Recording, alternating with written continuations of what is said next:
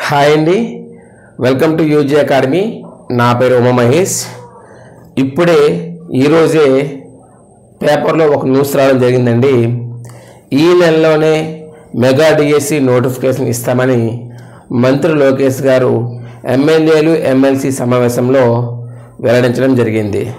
అయితే అది ఎంతవరకు సాధ్యమనేది ఒకసారి చూద్దామండి. 99% అండి సాధ్యం కాదండి. ఎందుకు కాదో ఒకసారి చూద్దామండి. నిన్న అనగా మార్చి 3న ఎమ్మెల్యే కోట ఎమ్మెల్సీ ఎలక్షన్కి నోటిఫికేషన్ రావడం జరిగింది. పోలింగ్ అనేది మార్చ్ 20 ఉంటుందండి.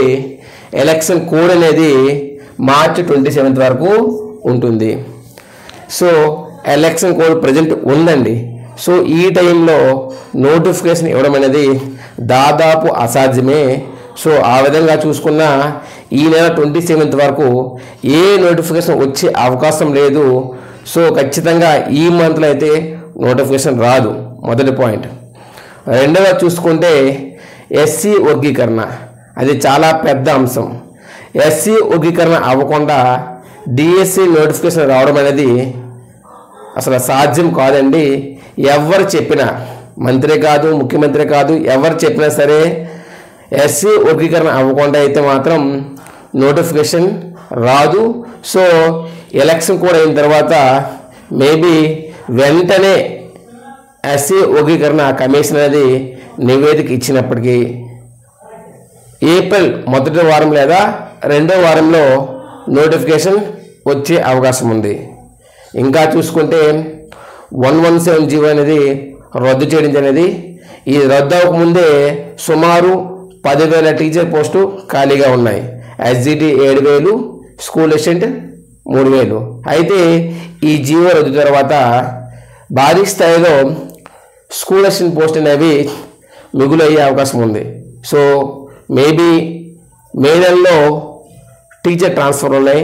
ఆ ట్రాన్స్ఫర్ తర్వాత ప్రభుత్వానికి ఎన్ని టీచర్ పోస్టులు అనేవి మిగులు పోస్టులు ఉన్నాయనేది ఒక క్లారిటీ వస్తుంది.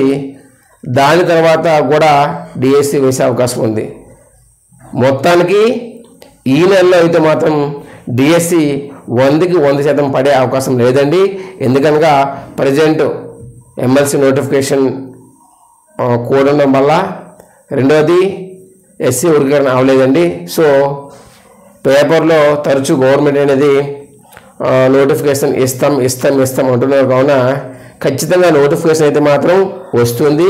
బట్ ఈ నెల రాదు, మ్యాక్సిమం మళ్ళీ నెల వచ్చే అవకాశం ఉంది. దానికి తగ్గట్టుగానే అభ్యర్థులు మీ యొక్క ప్రిపరేషన్ ప్లాన్ని చేసుకోండి.